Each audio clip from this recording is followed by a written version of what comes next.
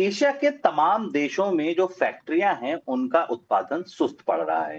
भारत हो, चीन हो, दक्षिण कोरिया हो, जापान हो, सभी के यहाँ फैक्ट्रियों में उत्पादन सुस्त पड़ रहा है।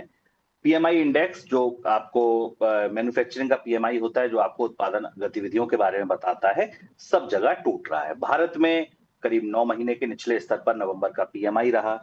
इसके अलावा अगर आप देखें तो चीन में पीएमआई 50 के नीचे चला गया। हालांकि भारत में अभी भी 56 के ऊपर है, लेकिन चीन में ये 50 के नीचे चला गया। 50 के नीचे कमजोरी मानी जाती है, 50 के ऊपर का पीएमआई बेहतर माना जाता है। जापान और दक्षिण कोरिया का हाल यह है कि नवंबर में जापान का पीएमआई 48.7 और दक्षिण कोरिया का पीएमआई 49.4 रहा। सर, एक जगह सारी जगह उत्पादन में सुस्ती, क्या टैरिफ की वजह से या कोई और वजह देख रहे हैं आप? टैरिफ का असर तो इन अर्थव्यवस्थाओं पर है, लेकिन अगर आंकड़ों का भीतर से देखें तो चीन का पीएमआई लगातार 8वें महीने 50 से नीचे है। हालांकि अक्टूबर से थोड़ा बेहतर है, तो इसलिए अर्थव्यवस्था में मामूली रिकवरी के संकेत भी हैं। ऑर्डर कमजोर हैं, नौकरियां भी घटी हैं, इन्वेंट्री तेजी से घटी है, घरेलू मांग नहीं आई, इसलिए गिरावट है। तो चीन के लिए ये चिंता की बात है कि चीन की उत्पादन प्रक्रियाएं सामान्य नहीं हो पा रही हैं।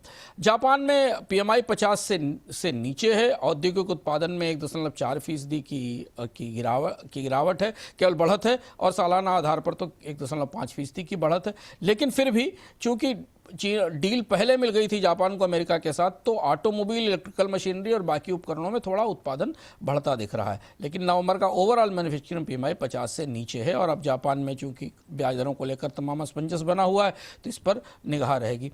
कोरिया का में खासा झटका लगा है। अक्टूबर में कोरिया में उत्पादन में तेज गिरावट आई है। सेमीकंडक्टर उत्पादन में सबसे ज़्यादा गिरावट है, क्योंकि अंतर्राष्ट्रीय स्तर पर चिप के नियमों में जो बदलाव हुए हैं, उससे कोरियन कंपनीज को बाजार में मुश्किल हो रही है। तो बड़ी तस्वीर ये है कि पीएमआई में इन्वेंट्री और रोजगार में कटौती है। जापान में उत्पादन ठीक है, पर पीएमआई कमजोर है। और कोरिया में सेमी कंडक्टर इंडस्ट्री को बड़ा झटका लगा है।